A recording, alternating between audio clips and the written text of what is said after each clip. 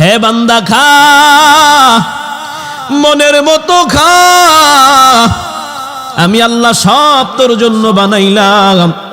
আসমান বানাইলাম, জমিন বানাইলাম, সূর্য বানাইলাম, চাঁদ বানাইলাম, সব তোর জন্য বানাইলাম। নদীতে মাছ দিলাম, গাছে ফল ফ্রুট দিলাম, জমিনে শাকসবজি দিলাম। মনের মতো খা, খাইয়া শুধু একমাত্র আমি আল্লাহর কাছে যদি একবার শুকর আদায় করতে পারো, আমি আল্লাহ পাক নিয়ামতের কোনো হিসাব নেব না। লা ইন শাকারতুম লা আযীদান্নাকুম ওয়া লা ইন কাফারতুম ইন্না আযাবি লাশাদীদ। আল্লাহ বলেন, হে গোলাম, আমার নিয়ামত পাওয়ার পর যে বান্দারা শুকরগুজার বান্দা হবে, শুকর আদায় করবে, লা আযীদান্নাকুম, অবশ্যই আমি আল্লাহ পাক আগে যা নিয়ামত ছিল তার থেকেও বাড়ায়া দেব। রাসূল বলেন, সব সময় শুকরগুজার বান্দা হওয়ার চেষ্টা করো, কারণ শুকরগুজার বান্দাদেরকে কে পছন্দ করেন? নবীর সাহাবী মুআয ইবনে জাবাল রাদিয়াল্লাহু তাআলা আনহু, নবী একদিন বলেন, ও মুআয, আমি তোমারে অনেক ভালোবাসি, অনেক মহব্বত করি, তোমারে আমি অনেক ভালোবাসি।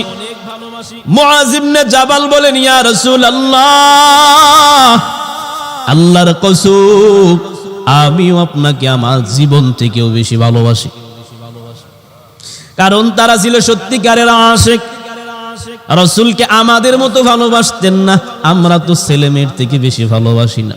রাসূল থেকে বেশি মহব্বত আমার নেতারে করি, রাসূল থেকে বেশি মহব্বত আমার পীরেরে করি। না রে বাবা না। মুআয ইবনে জাবাল নবীরে বলেন, ইয়া রাসূলুল্লাহ, আমি আপনারে আমার জীবন থেকেও বেশি ভালোবাসি। নবী যখন মুআয ইবনে জাবালকে বিদায় দিবে, গভর্নর বানাইয়া অন্য জায়গাতে পাঠাবে, নবী আনজা করে ধরলেন, মুআয, তোমারে আমি নিযুক্ত করে দিলাম, ওখানে যাওয়ার পর হয়তো তোমার সাথে আমার আর কোনোদিন দুনিয়াতে মোলাকাত হবে না। ও মুআয, তোমারে যে দায়িত্ব দিয়ে আমি পাঠাইলাম, দায়িত্বটা তুমি পরিপূর্ণভাবে আদায় করে নিও। মুআয রাসূলকে ধরে চোখের পানি ছেড়ে ছেড়ে কাঁদে, ইয়া রাসূলুল্লাহ, আপনার সাথে আমার আর মোলাকাত হবে না, কথাটা আমি ভাবতেই পারি না। আপনার সাথে মোলাকাত হবে না, আমি এটা চিন্তাই করতে পারি না, কিভাবে থাকবো? কারণ তারা ছিল সত্যিকারের আশিক। আমরা যেমন সুন্দরী নারীকে না দেখলে কলিজা মানে না, প্রেমিকারে না দেখলে কলিজা স্থির হয় না, রাসূলরে না দেখার কারণে সাহাবায়ে কেরামের অন্তরের মধ্যে একটা অস্থিরতা ভাব থাকতো। এক সাহাবী দাঁড়াইয়া বলেন, ইয়া রাসূলুল্লাহ, ইয়া হাবিবাল্লাহ, আমি আপনারে বেশি মহব্বত করি, ভালোবাসি, না দেখলে ভালোই লাগে না। এখন আপনি আছেন, সকাল বিকাল সন্ধ্যা আপনারে দেখি, মনে চাইলে ঘর থেকে বের হইয়া দেখি। ওগো নবী আমার, আপনি তো চলে যাবেন, আমরাও চলে যাব। এই দুনিয়া থেকে চলে যাওয়ার পর আপনি যখন কবরে যাবেন, আপনি তো জান্নাতের আলা বড় উঁচু জায়গাতে থাকবেন। ও নবী আমার, আমরা তো এত উঁচু জায়গাতে যেতে পারবো না। আপনারে যদি জান্নাতে না দেখি নবী, আমরা কি জান্নাতে শান্তি পাবো? চিন্তা করেন, জান্নাতে গিয়াও নবীরেছে। সাথে সাথে হাদিস নাজিল হয়ে গেল, আল মারউ মা'a মান আহাব্বা, যে যাকে ভালোবাসবে সে তার সাথে জান্নাতে থাকবে। হাদিস শরীফে আসছে, এই হাদিসটা রাসূল বলার পর সাহাবায়ে কেরাম এত পরিমাণে খুশি হয়েছেন, কই পূর্বে আর হাদিস নাজিল হয়েছে এত খুশি হয় নাই। এবার মুআজকে নবী বলেন, হে মুআজ, তোমাকে আমি ভালোবাসি। মুআজ বলেন, ইয়া রাসূলুল্লাহ, আমি আপনাকে বেশি ভালোবাসি।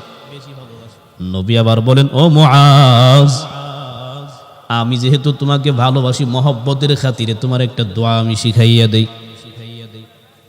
মহব্বতের খাতিরে আমি তোমার একটা দোয়া শিখায়া দেই, এই দোয়াটা সব সময় করবা। নামাজের পরে এই দোয়াটা করতে কোনোদিনও তুমি ভুল করবা না। আল্লাহুম্মা আইন্নি আলা যিকরিকা ওয়া শুকরিকা ওয়া হুসনি ইবাদাতিক। আল্লাহুম্মা আইন্নি আলা যিকরিকা ওয়া শুকরিকা ওয়া হুসনি ইবাদাতিক। ও মুআজ, প্রতি নামাজের পরে তুমি এই দোয়াটা করবা মালিকের দরবারে। এই আমলটা কোনোদিনও তুমি ভুল করে ছাড়বা না, সব সময় মালিকের কাছে দোয়াটা করবা। কারণ আমার আল্লাহ শুকরগুজার বান্দাদেরকে তিনি পছন্দ করেন, ভালোবাসেন।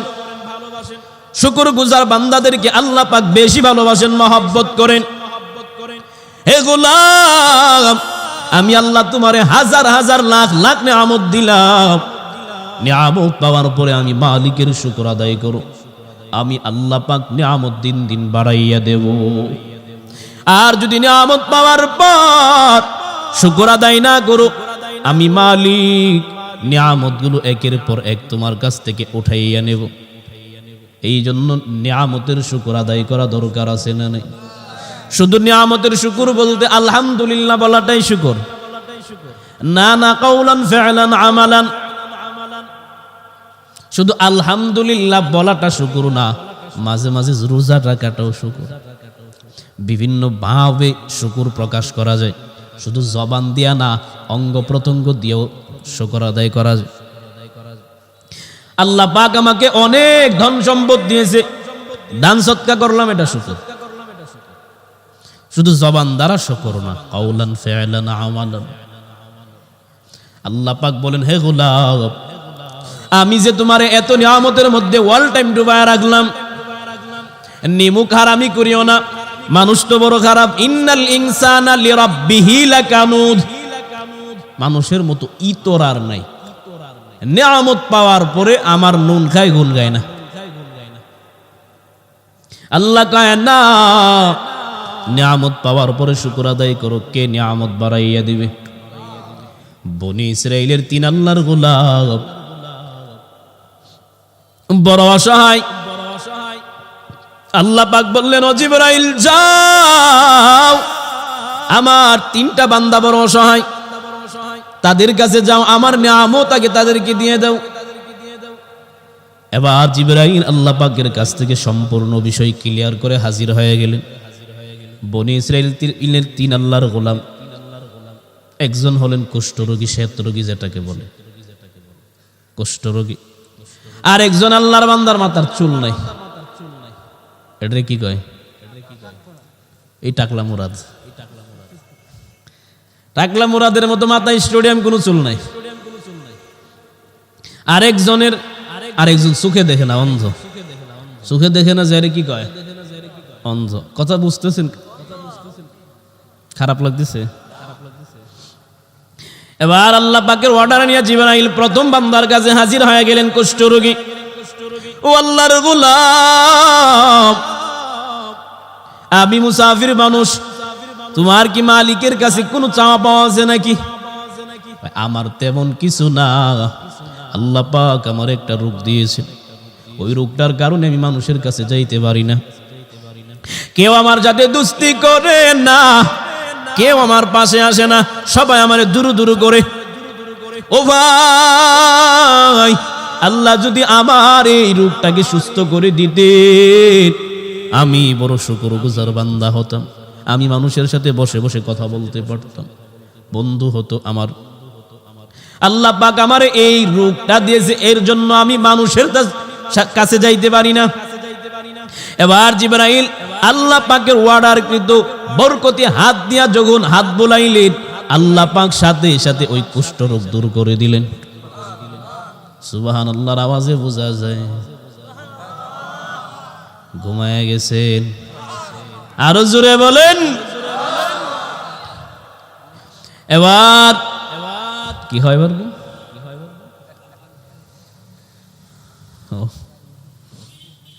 প্রথম আল্লাহর বান্দার কাছে গেলেন, ওই যে কুষ্ঠরোগ ভালো করলেন, বলেন তোমার কি দুনিয়াতে কোনো চাওয়া পাওয়া আছে নাকি? কয় না, আল্লাহ পাক যদি আমার একটা উটনি দিতেন, উটনি আমার খুব পছন্দ, আর কিছু দরকার নাই। এবার জিবরাইল দোয়া করলেন, আল্লাহ পাক সাথে সাথে একটা গাভী উটনি সামনে দাঁড় করায় দিলেন এবং বলে গেলেন, আল্লাহ পাকের মধ্যে বরকত দান করুন। এবার জিবরাইল বিদায় হয়ে গেলেন। ওই দিক দিয়া উটের গর্ভ থেকে বাচ্চা হতে লাগলো, একটা দুইটা এভাবে বিশাল বড় পাল হয়ে গেল। 2 নাম্বার বান্দার কাছে গেলেন, ও আল্লাহর গোলাম, আমি মুসাফির মানুষ, কোনো চাওয়া পাওয়া আছে নাকি মালিকের দরবারে? কয় না না, আমার তেমন কিছু চাওয়া নাই, আমার মাথাটা স্টেডিয়াম, ওই জনগণ বসার কোনো কিছু নেই, মাথার মধ্যে চুল বলতে কিছু নাই। আল্লাহ যদি আমারে কালো কুচকুচে কিছু চুল দিতেন, আমি মানুষের সাথে যাইতে পারতাম, কথা বলতে পারতাম, জনগণ আমার সাথে মিশতো, আমার সাথে কথা বলতো, বন্ধুত্ব করত, লেনদেন করতে পারতাম। আল্লাহ আমারে চুল দেয় নাই, টাকলা বানাইছে, আমার সাথে কেউ কথা বলে না, বন্ধুত্ব করে না। ও আল্লাহর গোলাম, আল্লাহ যদি আমারে কালো কুচকুচে কিছু চুল দিতেন, আমি সুখী হইতাম। এবার জিবরাইল বরকতি হাত দিয়া মাথায় যখন হাত বুলাইলেন, আল্লাহ পাক সাথে সাথে মাথার মধ্যে কুচকুচে চুল দিয়ে দিলেন।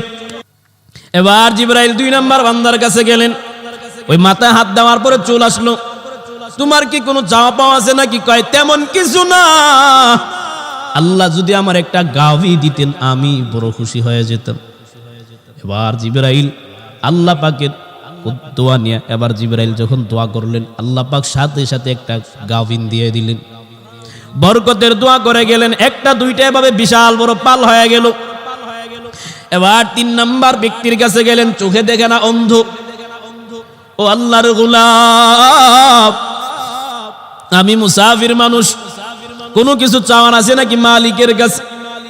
ও আল্লাহর গোলাম, আমার তেমন কিছু চাওয়া পাওয়া নাই, আল্লাহ পাক আমারে অন্ধ বানাইছেন, আমি কিছুই দেখতে পারি না। এই যে আপনি আমার সামনে বসে বসে কথা বলতেছেন, আমি আপনারে দেখতে পারি না। আসমান বানাইছেন আল্লাহ, জমিন বানাইছেন, সূর্য বানাইছেন, চাঁদ বানাইছেন, আল্লাহ পাক আমারে সন্তান দিয়েছেন, আজও দেখতে পারলাম না আসমানটা কেমন, জমিনটা কেমন, সূর্যটা কেমন, চাঁদটা কেমন, আমার ছেলেটা কেমন, মেয়েটা কেমন, বিবিটা কেমন, মা বাবা কেমন, এলাকাটা কেমন, আমার থানাটা কেমন, আজও পর্যন্ত দেখতে পারলাম না। আল্লাহ যদি আমারে 2টা চোখের দৃষ্টি চুক্তি ফিরাইয়া দিতেন, 2টা চোখে যদি আল্লাহ পাক আলো দিতেন, আমি দেখতে পারতাম আল্লাহ পাকের দুনিয়াটা কত সুন্দর। আমার কিছু যাওয়ার নাই, আল্লাহ যদি দৃষ্টি শক্তি দেয়, তাতেই আমি আলহামদুলিল্লাহ। এবার জিবরাইল বরকতি হাত নিয়ে যখন চোখে বোলাই, আল্লাহ পাক সাথে সাথে দৃষ্টি শক্তি দিয়ে দিলেন। একটু আওয়াজ দিয়া বলেন না সুবহানাল্লাহ। এবার দৃষ্টি শক্তি ফিরে আসলো। ও আল্লাহর গোলাম, আরো কিছু চাওয়ার আছে নাকি? আমার বকরি পছন্দ, আল্লাহ যদি বকরি দিতেন, আমি খুশি হয়ে যেতাম। দুনিয়ায় আর আমার কোনো চাওয়া পাওয়া ছিল না। এবার জিবরাইল বরকতের দোয়া করে দিলেন, একটা বকরি হাজির হয়ে গেল এবং বরকতের দোয়া করলেন, আল্লাহ পাক বরকত দান করুন। একটা দুইটা বিশাল বড় পাল হয়ে গেছে। 3 আল্লাহর গোলাম, একজনের কিনা ছিল কুষ্ঠরোগী, আরেকজনের মাথায় চুল নাই, আরেকজন অন্ধ। 3 জনরে ভালো করলেন, সুস্থ বানাইলেন, স্বাভাবিক বান্দা বানায় দিলেন এবং 3 জনকে বড় 3টা নিয়ামত দিলেন। বরকতের দোয়া করলেন, উটের পাল হয়ে গেল, গরুর পাল হয়ে গেল, বকরির পাল হয়ে গেল, বিশাল বড় খামার। এই যে এখন রাখাল রাগে, প্রথমে কিছুই ছিল না, পরে জমিদার হয়ে গেছে। এবার কিছুদিন পরে বিশাল বড় পাল হয়ে গেছে। আল্লাহ বলেন, জিবরাইল, আমার বান্দাদেরকে অনেক নিয়ামত দিলাম, এবার যাও একটু পরীক্ষা করে আসো, আমার বান্দারা কতটুকু শুকরগুজার বান্দা হয়, কতটুকু শুকর আদায় করে, কতটুকু আমার কথা মনে রেখেছে, আমার কথা তাদের কি স্মরণ আছে নাকি? নিয়ামত পাওয়ার পরে ওই যে উটের পাল, গরুর পাল, বকরির পাল, ওইগুলা পাওয়ার পরে কি আমাকে ভুলে গেছে? যাও যাও, তাড়াতাড়ি যাও পরীক্ষা করার জন্য। এবার জিবরাইল এবার আল্লাহ পাকের অর্ডার নিয়া ওই সর্বপ্রথম কুষ্ঠরোগীর কাছে চলে গেলেন। ও আল্লাহর গোলাম মুসাফির বেশে চলে গেলেন।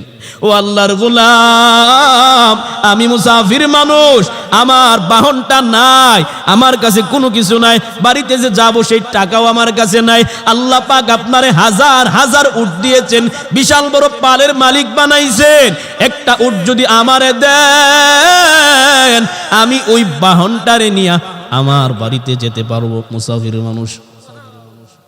এবার ভিক্ষুকের নেই, চাইছে একটা উট। ভিক্ষুক রেখে কেউ 1000 টাকা দেয়? হ্যাঁ, ভিক্ষুকরা 5 টাকা এবং মানি ব্যাগের সিফাই কোনটা এটা সিরা ওইটা দেয়। মিথ্যা বলছি? যেটা চলে না, দোকানে চালাইতে পারবে না, এটা থাকলে মানি ব্যাগে এই খুব আগ্রহের সাথে ভিক্ষুকরে দেয়। সে বেচারা তো নিরুপায়, যেটা দেন এটাই নিব। কত আল্লাহর বান্দা আছে, কত আল্লাহর ওলি আছে, সিরা 100 টাকা নোট, মসজিদে 5 টাকা দিয়ে 95 টাকা ফিরে আনে। এমন নাই বুজুর্গ বান্দা নাই তো? না থাকলে মসজিদে সিরা টাকা কে দেয়? শয়তানে দেয়। এই দেখে দোকানে চালাইতে পারে না, 1000 টাকা জাল নোট চালাইতে পারে না, মসজিদে 100 টাকা দিয়ে 900 টাকা ফেরত আনে। উপকার করলো না অপকার করলো? এমন বুজুর্গ আমগো দেশে আছে না নাই? কথা কয় না। এবার জিবরাইল যাওয়ার পরে মুসাফির বেশে একটা উট চাইলে, বা একটা উট চাইছো, 5 টাকা 10 টাকা হইলে দিতাম, একটা চাইছো, না না তোমার ভিক্ষাই দিব না। এবার মুসাফির বলতেছেন, ও ভাই মনে হয় একদিন আপনার এই সব কিছু ছিল না। কে কইছে ছিল না? আমার বাপ দাদা 14 গোষ্ঠী জমিদার। বাপ দাদা 14 গোষ্ঠী জমিদার না ফকিন্নির ঘরের ফকিন্নি ছিল? আপনার তো এইগুলা ছিল না। কে বলছে তোরে ছিল না? মেজাজ আরো গরম হয়ে গেছে। হ্যাঁ, না না দিব না, যাও যাও, মাহরুম করে দিলেন। এবার আল্লাহর গোলাম মুসাফির মানুষ জিবরাইল চলে গেলেন আর বললেন, আপনি যদি মিথ্যাবাদী হন ধ্বংস, আগের মতো হয়ে যান। এই কথা বলতে দেরি, মাওলা পাকের গজব শুরু হইতে দেরি না। ওই যে মালিক ওই দিক দিয়ে একটা উটনাইস মারছে, সামনে একটা বইরা গেছে, ওই দিক দিয়ে একটা বইরা গেছে, ডাক্তার রে খবর দে। ডাক্তার আসতে আসতে সব সাফ।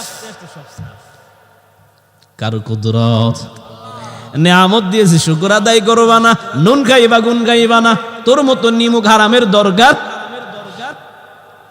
এবার দ্বিতীয় বান্দার কাছে চলে গেলেন। দ্বিতীয় বান্দা জানি কে? টাকলা, চুল নাই, চুল ছিল না, চুল দিছে আল্লাহ পাক কুচকুচে কালো। এবার দ্বিতীয় বান্দার কাছে হাজির হয়ে গেলেন। ও আল্লাহর গোলাম, আমি মুসাফির মানুষ, আমার সফর করার মতো কোনো কিছু নাই। আপনি যদি আপনার এই পাল থেকে একটা গরু আমারে দিতেন, আমি ওইটা দিয়ে সফর করতে পারতাম, ওইটা বিক্রি করে চলতে পারতাম।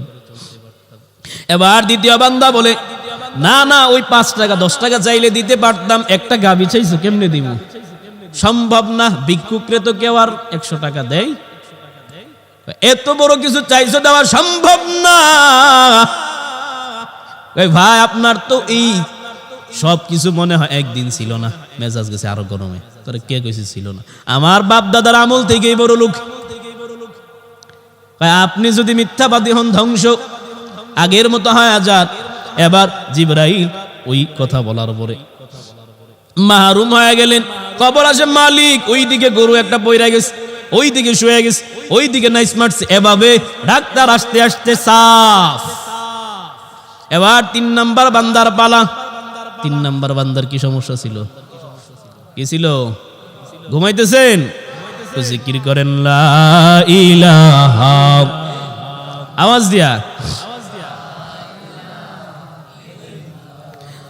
লা ইলাহা ইল্লাল্লাহ, লা ইলাহা, লা ইলাহা ইল্লাল্লাহ মুহাম্মাদুর রাসূলুল্লাহ। এবার জিবরাইল 3 নাম্বার বান্দার কাছে হাজির।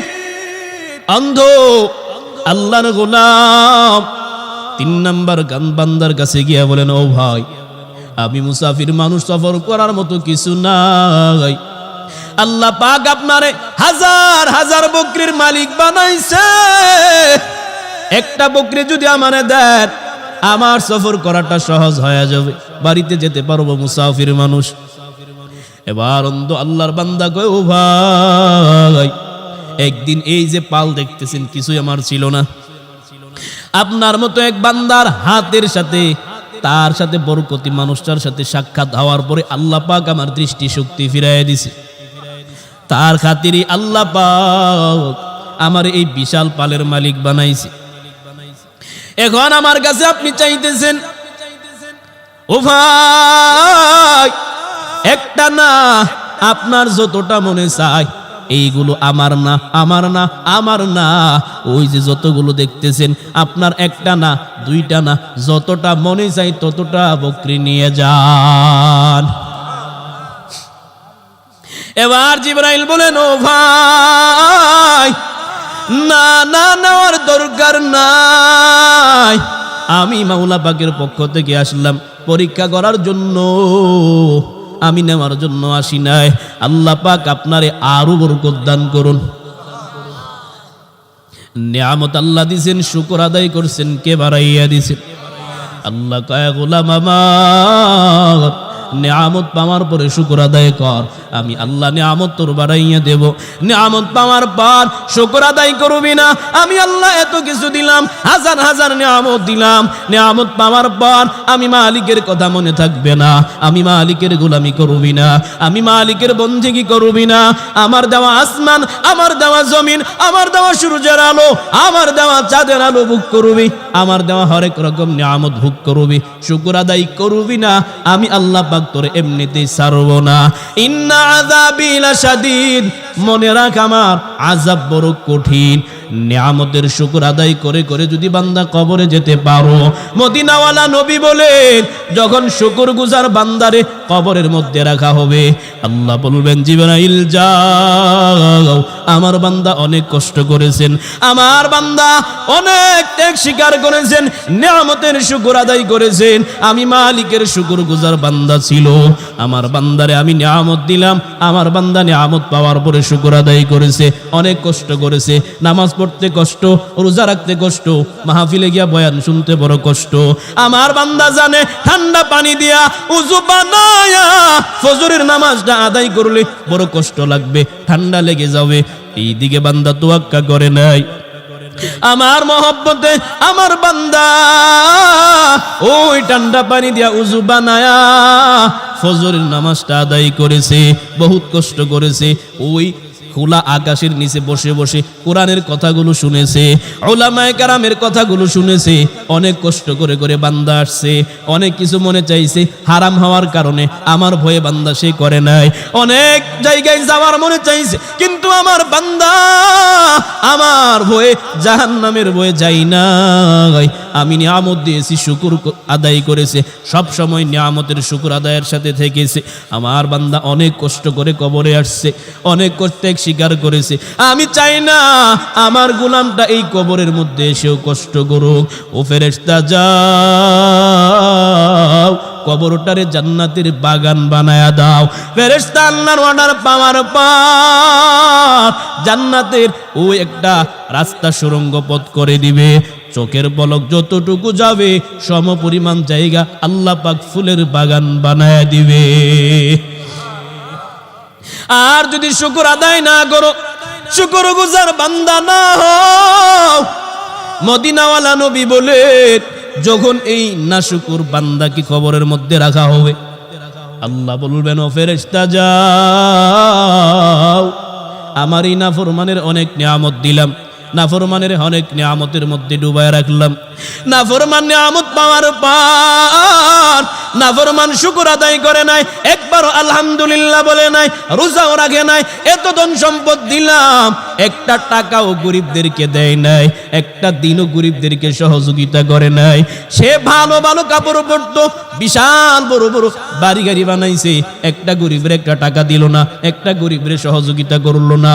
আমি আল্লাহর নিয়ামত এতগুলো দিলাম, আমি আসমান দিলাম, জমিন দিলাম, সূর্য দিলাম, চাঁদের আলো দিলাম, নদীতে মাছ দিলাম, গাছের মধ্যে ফল ফ্রুট দিলাম, জমিনে শাকসবজি দিলাম, চলার শক্তি দিলাম, কথা বলার শক্তি দিলাম, বোঝা শোনার জন্য আমি আল্লাহ মেধা দিলাম। এত নিয়ামত পাওয়ার পরে ওই নিমুখ হারামে শুকর আদায় করে নাই, ওই নিমুখ হারামে আমার শুকর গুজার বান্দা হয় না। নিয়ামত পাওয়ার পরে সে আমাকে ভুলে গেছে, দুনিয়ার মহব্বত, দুনিয়ার মুহে পরে আমার কথা মনে রাখে নাই। অনেক মাস্তানি করছে, অনেক মাস্তানি করেছে, আমি আর তারে সুযোগ দিতে চাই না। যাও কবরটা জাহান্নামের সাথে একটা সুরঙ্গ পথ করে দাও। এবার ফেরেশতা আল্লাহ পাকের অর্ডার পাওয়ার পর ওই নাফরমান বান্দার কবরের সাথে জাহান্নামের হাওয়াটা চালু করে দিবে। এরে আল্লাহর গোলাম, টাকার মালিক হয়েছো, ক্ষমতার মালিক হয়েছো, আল্লাহ পাক ধন সম্পদ দিলেন, বাড়ি গাড়ি দিলেন, শুকর আদায় করো। আল্লাহ পাক সুস্থ রেখেছেন, আলহামদুলিল্লাহ বলো। আল্লাহ পাক অসুস্থতার নিয়ামত দেয় নাই, শুকর আদায় করো। ওরে বাবা, এখানে বসে বসে বয়ান শুনতেছো, অনেক আল্লাহর বান্দারা হসপিটালের মধ্যে আছে, অনেক আল্লাহর বান্দারা হাঁটতে পারে না, অনেক আল্লাহর বান্দারা অসুস্থ হয়ে বিছানায় পড়ে আছে, কথা বলার শক্তি নাই, ওয়াজ এখানে এসে বসে বসে বয়ান শুনবে সেই ক্ষমতাটাও নাই। ওরে বাবা, আল্লাহ পাক সুস্থ রাখছেন, নিয়ামত দিয়েছেন, শুকর আদায় করো। শুকর আদায় করলে আল্লাহ পাক নিয়ামত বাড়াইয়া দিবেন। আল্লাহ পাকের কাছে তৌফিক কামনা করো। ও দয়ার মালিক, আমার মতো নাফরমান, খারাপ, আমার মতো জালিম ইতর এই জমিনে কেউ নাই। এত পরিমাণে গুনাহ আমি করলাম, এত পরিমাণে নাফরমানি আমি করলাম, এত পরিমাণে আমি তোমার বিরোধিতা করলাম। ও মালিক, যদি একবার আমলনামার দিকে তাকায়, জাহান্নাম ছাড়া কিছুই দেখি না। একমাত্র আপনার দয়ার খাতিরে যদি জান্নাতে যেতে পারি, আমল বলতে কিছুই নাই। তবে মালিক, আজকের এই মাহফিল থেকে অন্তত পক্ষে ওয়াদা করে যাইতেছি, আর বাকি জিন্দেগিতে গুনাহ করব না, নামাজ ছাড়ব না। পাক্কা ওয়াদা যদি, এরাদা যদি করে যেতে পারো, মদিনাওয়ালা নবী বলেন, আমার কোন উম্মত যদি মালিকের ভয়ে, জাহান্নামের ভয়ে, পরকালের ভয়ে, কবরের ভয়ে নিজের দুর্বল বানাইয়া, অন্তরটাকে নরম বানাইয়া মালিকের ডাক দিতে পারে, ও দয়ার মালিক, আমার মতো গুনাহগার কেউ নাই, আমার মতো খারাপ কেউ নাই। আজকের মাহফিল থেকে ওয়াদা করে গেলাম, কান্না করে গেলাম, আর গুনাহ করব না, নামাজ ছাড়ব না, মা বাবাকে কষ্ট দেব না, ওলামায়ে কেরামের বিরোধিতা করব না। মদিনাওয়ালা নবী বলেন, চোখের পানি ছেড়ে যদি কাঁদে আমার উম্মতের চোখের পানিটা মাছির ডানা পরিমাণও যদি হয়, ওই পানিটা নাকের ডগায় আসার আগে পাহাড় পরিমাণও যদি গুনাহ হয়, আল্লাহ পাক আমার উম্মতের পিছনের সব গুনাহ মুহূর্তে মাফ করে দিবে। ইয়া ইলাহি মুঝসে মুঝকো দূর কর, তাকে দেখো মুঝমে তুঝকো এক নজর। কার শুকর আদায় করব? আরেকটু জোরে বলেন। আল্লাহ বলেন, শুকর আদায় কর। আমি আল্লাহ পাক নিয়ামত দিলাম, দুনিয়াতে আসার পর আল্লাহ এত নিয়ামত দিয়েছি, নিয়ামতগুলো ভক্ষণ করতেছি, নিয়ামতগুলো ভোগ করতেছি, আল্লাহর দেওয়া সব ভোগ করতেছি, শুকর আদায়ের কোনো খবর নাই। দুনিয়াতে আল্লাহ পাক টাকা পয়সা দিয়েছে, ধন সম্পদ দিয়েছে, সম্মানের অভাব নাই, রিজিকের অভাব নাই, খানার কোনো অভাব নাই, বাড়ি গাড়ির অভাব নাই। আল্লাহ এত কিছু দিয়েছেন, এত কিছু পাওয়ার পর শুকর আদায় না করে অহংকারী ভাব অন্তরে ঢুকাইয়া নিলাম।